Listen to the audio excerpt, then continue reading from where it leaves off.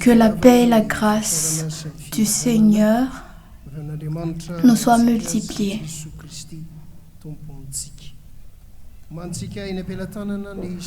Préparons en nos mains les psaumes, psaume 23, psaume 23, puis nous allons entonner une cantique.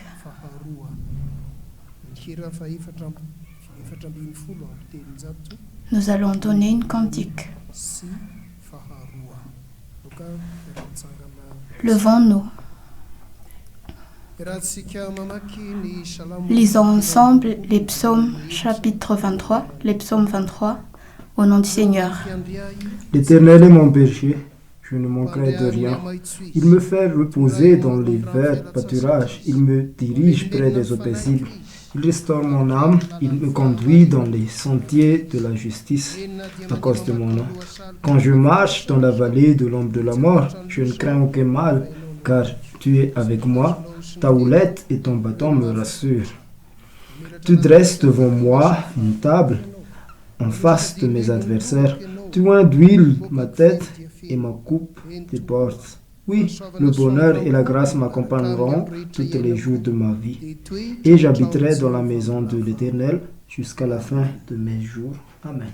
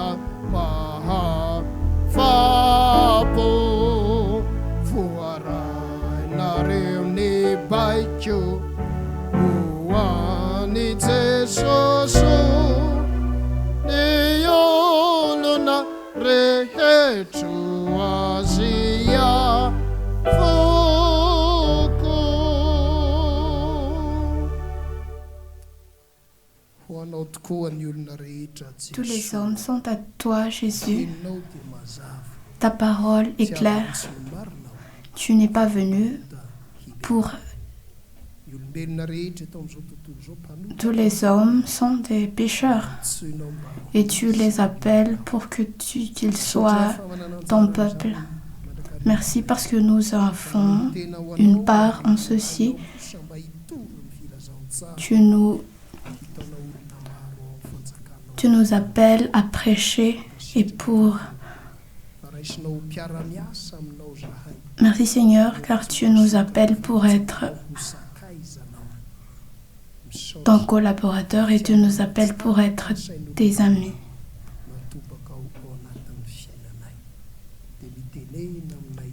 Parle, Seigneur, au nom de Jésus. Seulement nous faisons cette prière. Amen.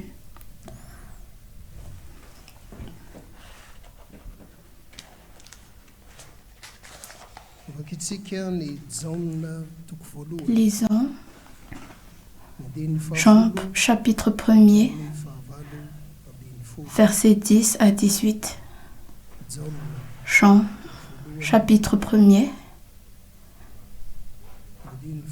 versets 10 à 18.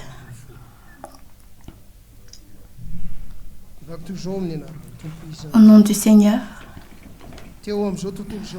Elle était dans le monde, et le monde était fait par elle, et le monde ne l'a point connue. Elle est venue chez les siens, et les siens ne l'ont pas reçue. Mais tous ceux qui l'ont reçue, à ceux qui croient à son nom, elle a donné le pouvoir de devenir enfants de Dieu, desquels sont nés. Non du sang, ni de la volonté de la chair, ni de la volonté de l'homme, mais de Dieu. Et la parole a été faite chair, et elle a habité parmi nous, pleine de grâce et de vérité. Et nous avons contemplé sa gloire, une gloire comme gloire de Fils unique venu du Père. Jean lui a rendu témoignage et s'est écrié, « C'est lui dont j'ai dit, celui qui vient après moi m'a précédé car il était avant moi, et nous avons tous reçu sa plénitude et grâce pour grâce. Car la loi a été donnée par Moïse, la grâce et la vérité sont venues par Jésus-Christ. Personne n'a jamais vu Dieu, le Fils unique, qui est dans le sein du Père, et celui qui l'a fait connaître. Sanctifie-nous par la vérité, ta parole est la vérité. Amen.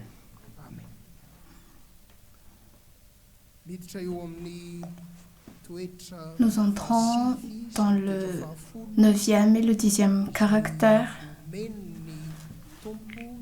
que le Seigneur donne à tous ceux qui reçoivent le Saint-Esprit. Ce qui veut dire tous ceux qui deviennent enfants de Dieu. Le premier caractère, selon la parole qu'on vient de lire, et quand on reçoit le Saint-Esprit, les gens deviennent riches de grâce, de la grâce du Seigneur. Deviennent riches de la grâce du Seigneur. La façon dont Jean l'a dit est grâce pour grâce. Grâce pour grâce. Paul l'apôtre, quand il a parlé de ceci en 1 Corinthiens, chapitre 12, 1 Corinthiens, chapitre 12, quand il a éludé ce sujet, grâce pour grâce, il a montré que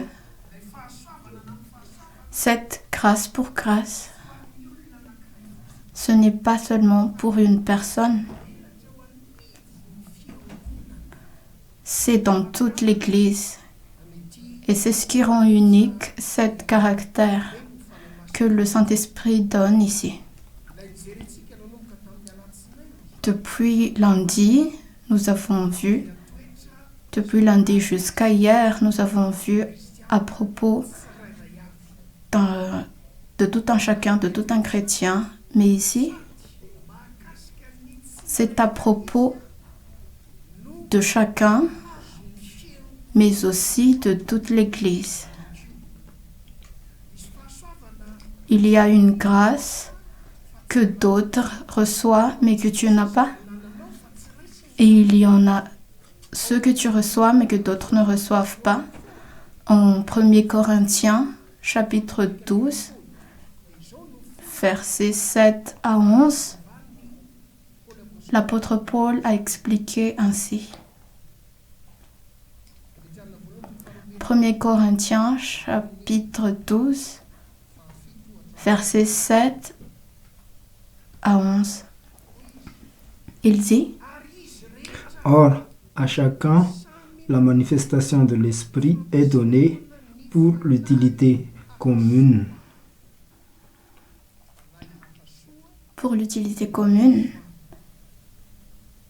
c'est un don de grâce. Mais l'autre chose que l'Esprit a dit,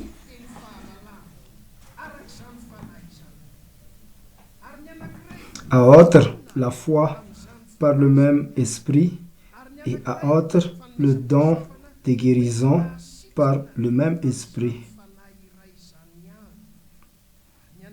À un autre, le don d'opérer des miracles, à un autre la prophétie, à un autre le discernement des esprits, à un autre la diversité des langues, et à un autre l'interprétation des langues.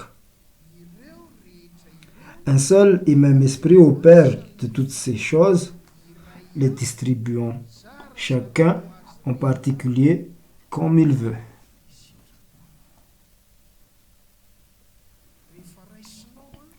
Quand tu reçois à la maison, relisez tous ces versets et méditez sur chacun et tu verras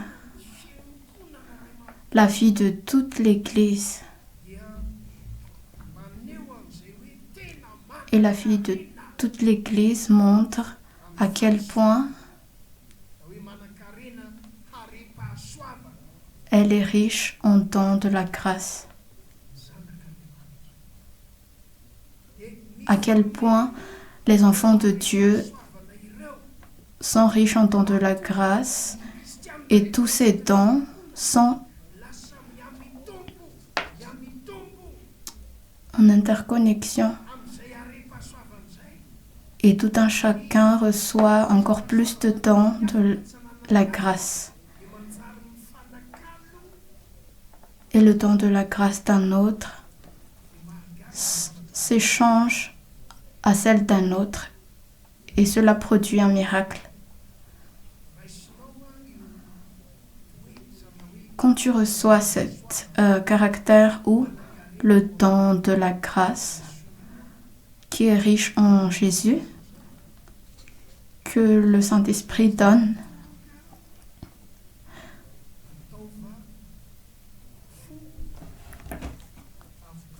le cœur, le poumon devient en bonne santé. Le cœur et les poumons sont en bonne santé. Qu'est-ce qui se passe quand l'Église est riche en ce don de la grâce? Quand l'Église est riche en ceci, alors l'Église devient en bonne santé. Une santé de l'esprit, des pensées et aussi de la chair. Quand les gens deviennent riches en cette don de la grâce, alors la paix de l'esprit est en lui, la paix du cœur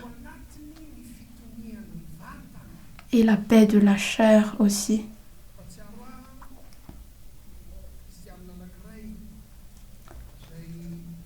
Je me souviens d'un chrétien qui était malade. Il était venu des régions et il a dit qu'il est venu dans la capitale pour pour la guérison et il a demandé quand auront les services dans votre église et je lui ai expliqué qu'il y a 5 services chaque dimanche. Il a alors dit, je viendrai pour la première service pour que je puisse me reposer et après aller chez le docteur le lundi matin. Il y est venu et il m'a accueilli. Il m'a dit je reviendrai pour la deuxième service. Je lui ai demandé pourquoi. Il a dit j'ai ressenti qu'il y a quelque chose qui se passe dans mon corps. Je lui ai dit ok alors. Après la fin du 5e service, il m'a attendu encore et puis il m'a expliqué qu'il n'était pas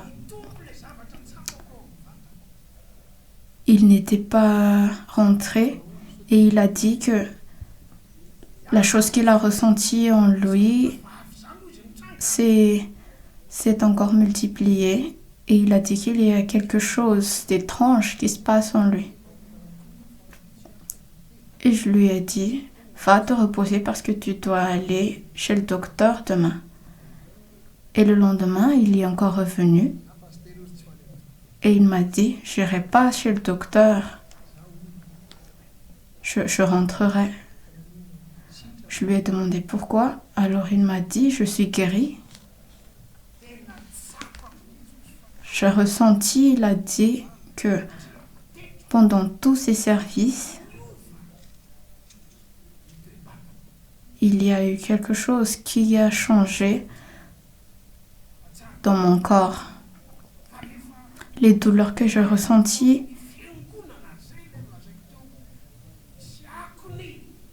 quand j'étais dans l'église, comme j'ai dit, il y a un impact dans tout un chacun. L'église qui est riche en dons de la grâce est une église en bonne santé.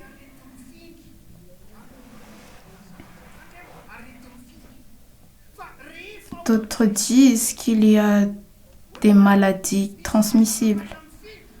Mais en Jésus, il y a la santé transmissible. Ce que la parole dit ici, c'est que en Jésus-Christ, ce que le Saint-Esprit a donné, ce don de la grâce que tu reçois, elle est transmissible. Elle se transmet à d'autres. Mardi, quelqu'un a rendu un témoignage. Cette personne a dit, en mardi, nous avons parlé de l'amour. J'ai ressenti que j'étais guérie. Et je lui ai dit, tu guériras, et beaucoup d'autres aussi vont recevoir la guérison. Et ce que l'Esprit parle ici, ce n'est pas seulement dans la pensée. Cela aura un impact dans la vie de chacun. Je suis sûre que si tu sais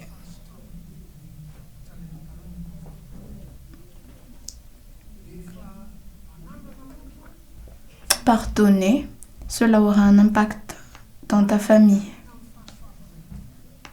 Cette richesse du don de la grâce, cela produit une hormone appelée endorphine, une hormone qu'on a déjà parlé. Cette hormone, il travaille quand on est sous stress.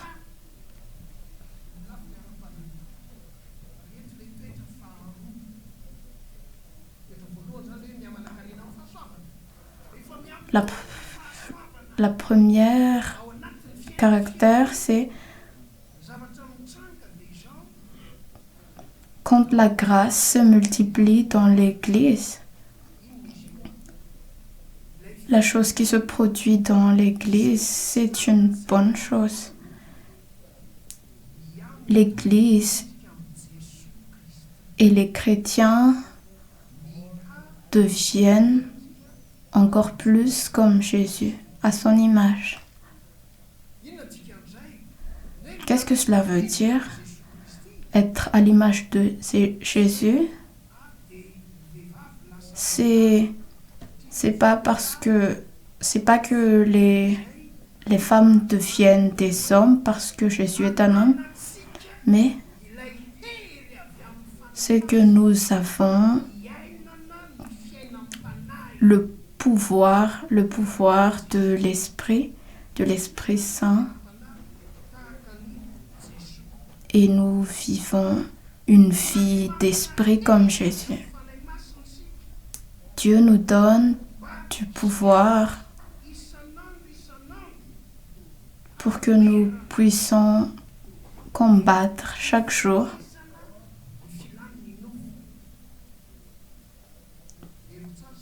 Pour que nous puissions combattre chaque jour à se battre contre le désir de la chair.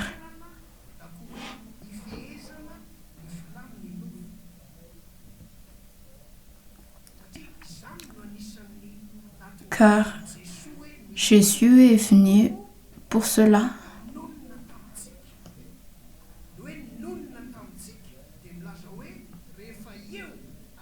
La parole est venue dans nous et il est en nous. Il est en nous, cela veut dire que si on regarde vers Jésus et que si nous recevons Jésus, notre vie devient stable. Le stress qui nous arrive dans notre vie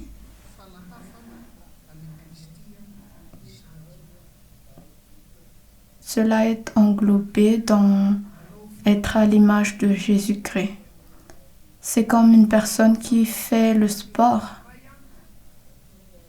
Quand cette personne fait le sport,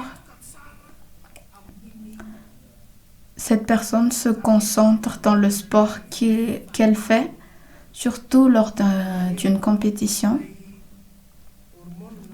Alors l'hormone endorphine est une hormone qui aide parce que tu te concentres et il y aura beaucoup de stress. Alors comment est-ce que le corps pourra gérer le stress? Il va produire l'hormone endorphine et la personne pourra faire la compétition. L'apôtre Paul, dans les Épîtres, il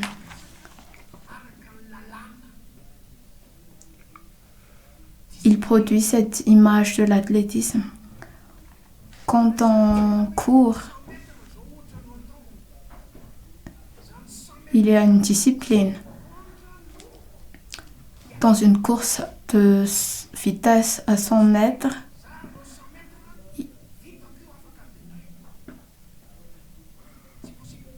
la discipline est que la personne compte en secondes.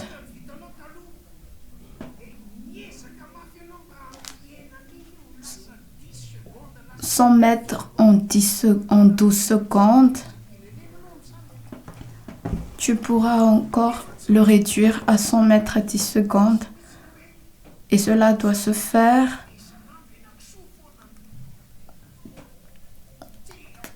avec un entraînement régulier.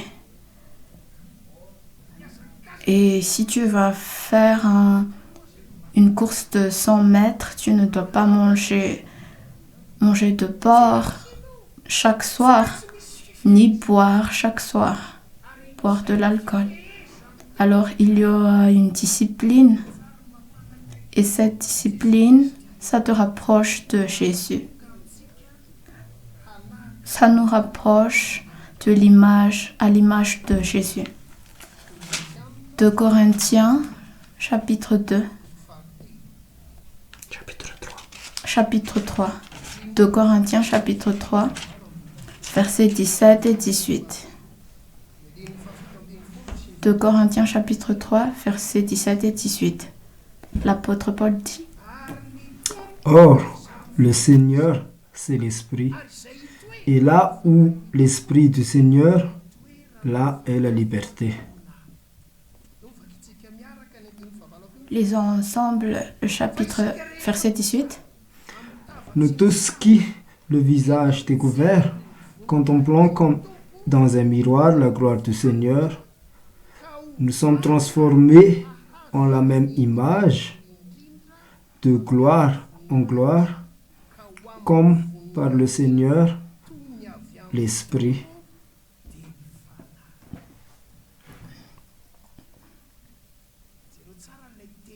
Voyez ici la parole.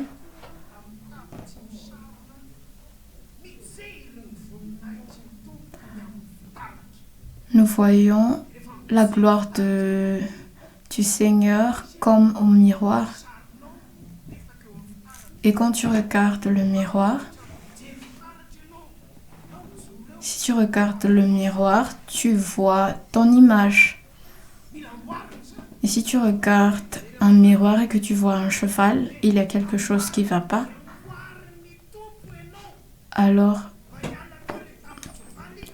Dieu te modélise pour que l'image du cheval soit enlevée, mais que le caractère de Dieu soit vu. Et c'est pour ça qu'il y a cette endurance. C'est d'avoir le caractère de Christ. Demain, de 15 à 17 heures, nous allons terminer cette leçon, mais nous allons finir aujourd'hui par une question. T'es-tu déjà posé la question? Quand est-ce que Jésus a eu mal, était dans mauvaise santé? Comme par exemple, et un jour Jésus avait la grippe. Il y a-t-il eu quelque chose de semblable? Non.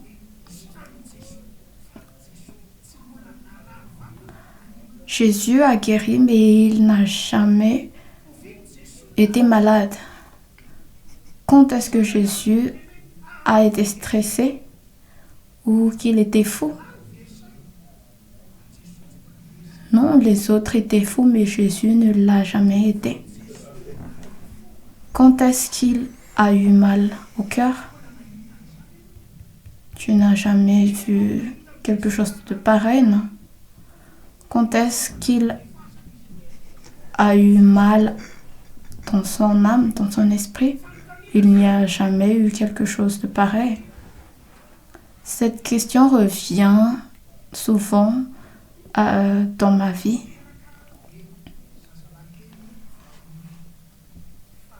En naissant, j'ai été un enfant malade.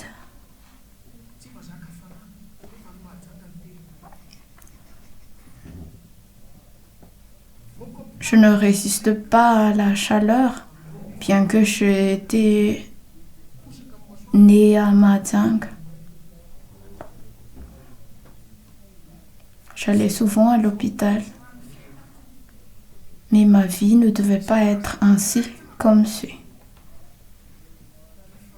Il y a eu beaucoup de maladies, mais quand je suis devenue encore plus comme Christ, toutes ces maladies se sont enlevées en moi. Et je veux que tu sentes cela. Nous ne sommes pas habitués à cela, au fait que cette foi en Jésus peut produire quelque chose de semblable. Dieu nous aime et il voudrait que nous vivons, nous ayons le caractère de Jésus, car cela produit une guérison dans ta vie, dans ton corps, dans tes pensées. Mais ne viens pas ici pour chercher la guérison, ok? Comme, oui, le Seigneur, il va te guérir. C'est sa volonté. 1 Corinthiens,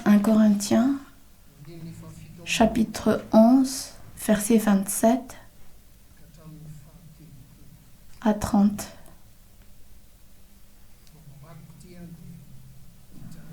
Après cette lecture, nous allons reprendre dans la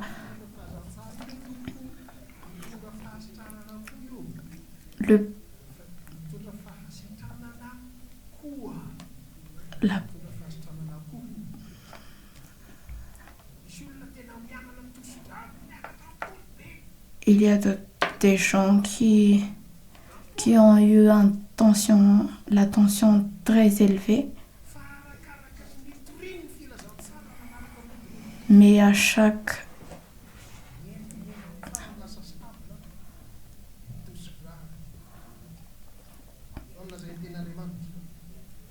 au nom du Seigneur. C'est pourquoi celui qui mangera le pain ou boira la coupe du Seigneur indignement sera coupable envers le corps et le sang du Seigneur. Que chacun donc s'éprouve soi-même et qu'ainsi il mange du pain et boive de la coupe. Car celui qui mange et boit sans discerner le corps du Seigneur mange et boit un jugement contre lui-même. C'est pour cela qu'il y a parmi vous beaucoup d'infirmes et de malades et qu'un grand nombre sont morts. Et quand nous vivons ce caractère de Jésus, il y a beaucoup de gens qui sont guéris. Cela a un impact même jusqu'à dans ta santé. Et demain, moi et le docteur Tahiri, nous serons ici et cela ira dans le cadre du cancer. Maintenant, à toi le micro. Merci, pasteur. Merci pour la parole. Donc, hier, j'ai dit qu'aujourd'hui, on va utiliser le bracelet. Donc, on va le faire de cette manière-ci, c'est-à-dire en ayant une conversation. Donc, le bracelet va servir à vous guider dans la conversation. Donc, maintenant, je vais vous donner les points dont vous aurez à parler à chaque image. Et c'est à vous, après, de voir ce que vous aurez à dire avec vos propres mots. Je vais seulement vous donner l'idée. Donc, il y a 4 images, 4 photos. De même qu'on a vu dans les flyers, ces 4 images sont là pour représenter ma foi. Et ma foi m'a changé entièrement. Donc, c'est ce qu'on dit à propos de ces 4 images. Donc là, à partir de là, tu montres les photos. Donc, tu montres le première image, une image d'un cœur, donc qui parle de l'amour. Donc là, tu dis que Dieu aime vraiment la personne qui est en face de toi. Donc Dieu, celui qui aime, veut très bien que la personne en face de toi va avoir la vie éternelle, beaucoup de vie, la vie éternelle. C'est ce que Dieu veut pour lui. Donc Dieu veut pour cette personne la vie éternelle, c'est-à-dire beaucoup de vie et la vie éternelle. Donc dans tout cela, Dieu veut connaître cette personne en particulier, veut avoir une relation en particulier avec cette personne-là. Donc Dieu, quand on parle du cœur, Dieu aime, Dieu veut donner la vie éternelle à cette personne. Donc là, on va passer sur la deuxième image,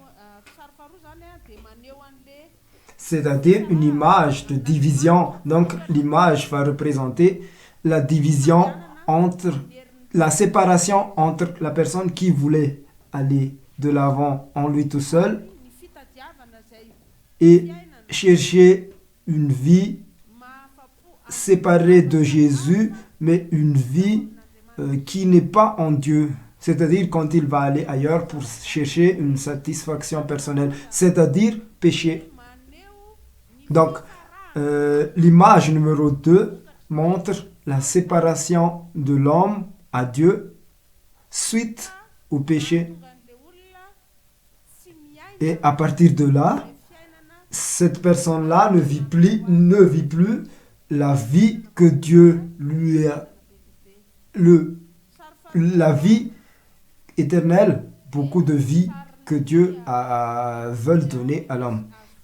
Donc, le troisième image, c'est l'image de la croix. Donc, cette image-là, ça témoigne l'image de Jésus-Christ qui est mort et après qui s'est ressuscité. Qu'est-ce qu'il a fait? C'est parce que Dieu était mort, ressuscité, pour pouvoir enlever tout péché du monde et remettre la relation qu'on a parlé au début entre l'homme et Dieu. Et ça va se faire à travers la foi en Jésus-Christ pour revenir à la vie éternelle qui a été promise par Dieu à l'homme. Donc, et après, le dernier photo, c'est poser des questions à la personne. C'est-à-dire,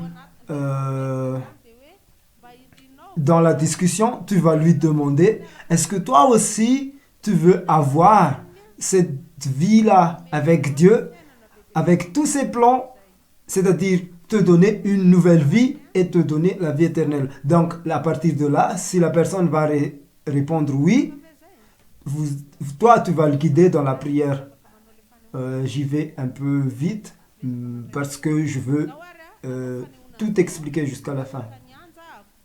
Donc, à partir de là, je vais demander à une personne de venir ici, vers moi. Donc, ce sera Yanza. Yanza va être la personne qui va voir le bracelet et va me demander qu'est-ce que ça veut dire, toutes ces images sur ton bracelet.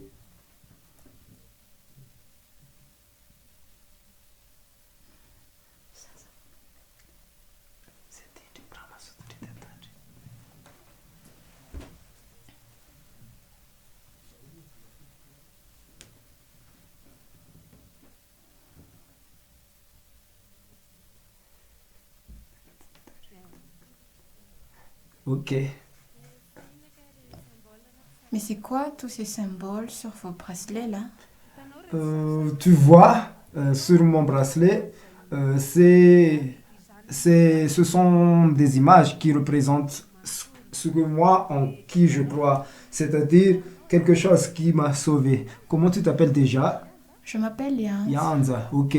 Nice. Content de faire ta connaissance. Donc Yanza, je vais te montrer la photo. En premier lieu, là, j'ai l'image d'un cœur, ce qui veut dire que Dieu t'aime vraiment, Yanza. Et Dieu a fait quelque chose de très beau pour toi, qui est une vie, c'est-à-dire la vie éternelle.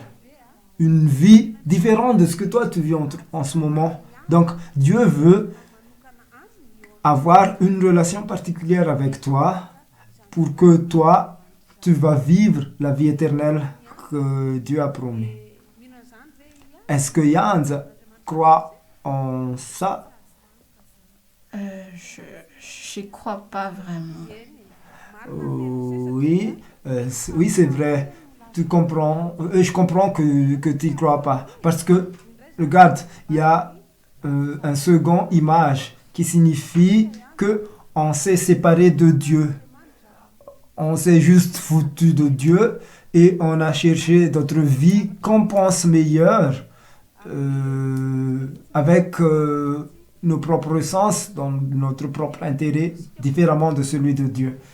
Donc nous, on était partis avec notre propre force, notre propre esprit, ne pas avoir vraiment eu confiance en Dieu, laisser même Dieu de côté.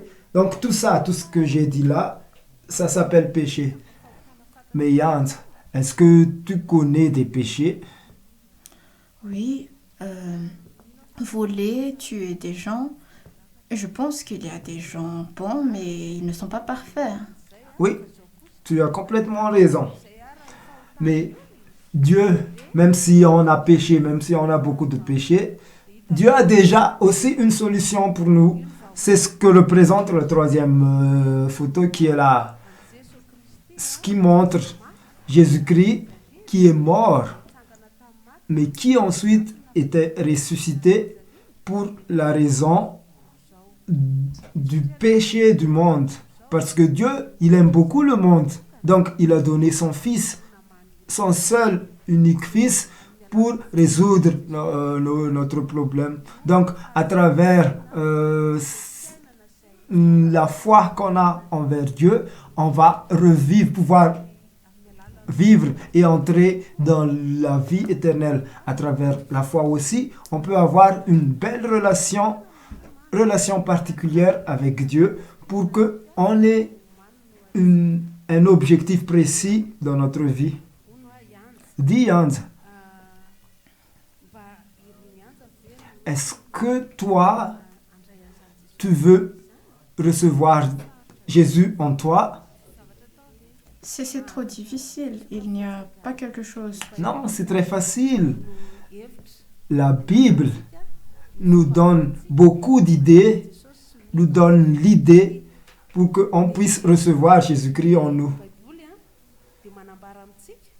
La Bible nous dit que si, quand on reçoit Jésus en nous, on devient fils de Dieu, c'est-à-dire ceux qui croient.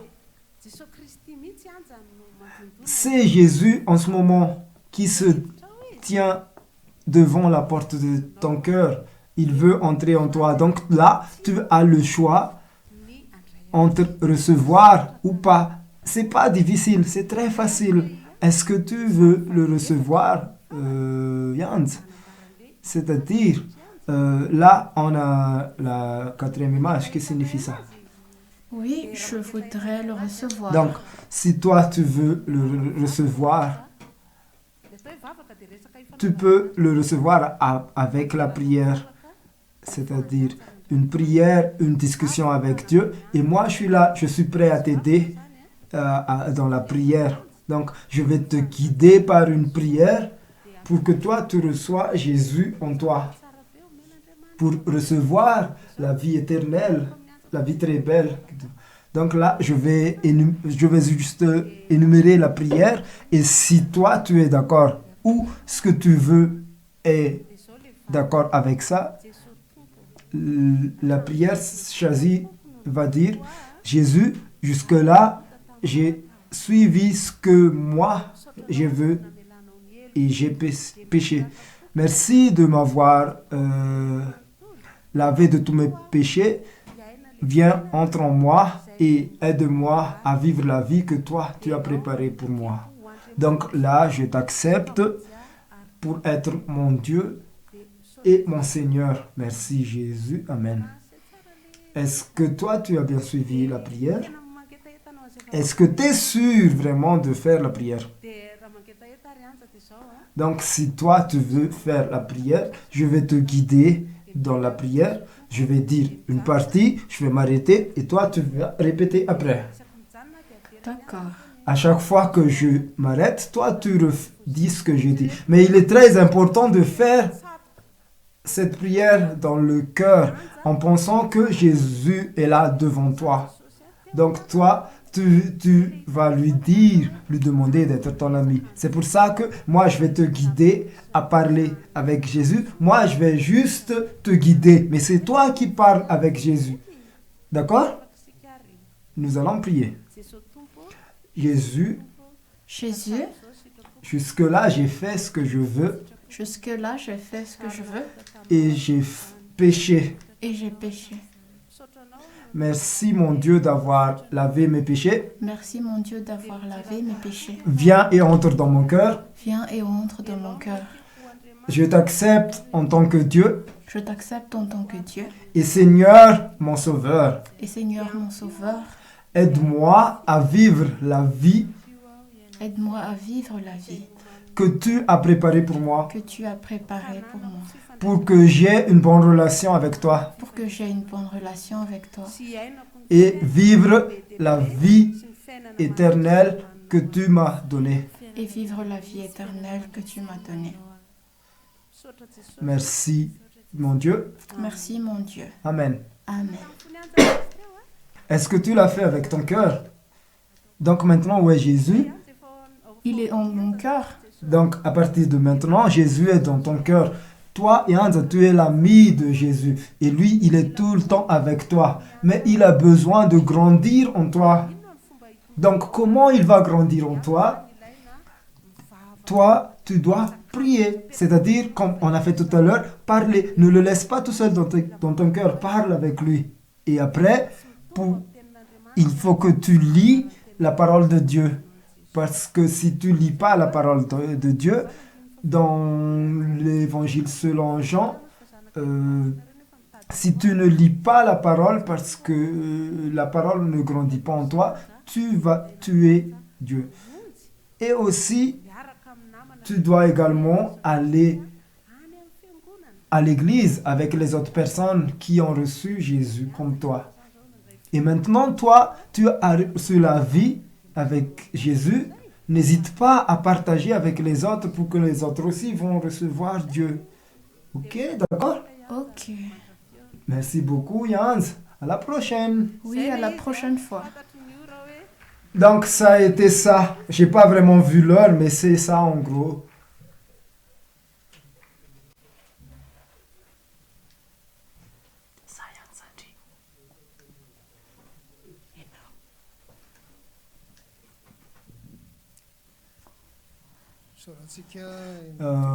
Nous remercions Jans et Nentunou pour cette démonstration assez facile de comment on utilise ce bracelet pour l'évangélisation. Il y aura encore un moment où on va se préparer pour le route Piturine, c'est-à-dire la grande évangélisation à Ambatndrasak. Donc là, on va utiliser ce bracelet et l'accordéon. Donc, ces choses qu'on utilise, pas seulement pour Ambatndrasak, mais à chaque fois qu'il y a une personne en face de toi, que Dieu amène en face de toi, n'hésite pas à utiliser. Oui, peut-être au début, ça va être un peu difficile, mais c'est pas grave. Peut-être des fois tu seras comme un enfant qui aura du mal à marcher, mais en marchant tu vas pouvoir accomplir et réaliser la joie que le Saint-Esprit t'offre. Donc n'oublie pas, demain les diacres seront là ici à l'église à 14h de l'après-midi pour qu'on se prépare pour le grand jour de Pentecôte. Et à partir de 15h jusqu'à 17h, on aura ce que moi et Dr Tahir vont vous enseigner à propos de Sainte Écriture, mais aussi par rapport à comment guérir le cancer. À 17h30, toutes les personnes qui ont été élues diacres, mais qui n'ont ne sont pas encore mariés, vous resterez ici à l'église et on va faire le nécessaire pour qu'on puisse arranger et on aura une organisation en vue des mariages. Donc on fera une chanson après la bénédiction. Levons-nous. Que Dieu, Père de Jésus-Christ, nous donne la richesse dans la grâce, dans le Saint-Esprit, et que l'Esprit de Dieu améliore et augmente en nous le caractère de Christ et qu'on puisse ressembler à Jésus-Christ pour lui donner gloire. Notre Seigneur. Amen.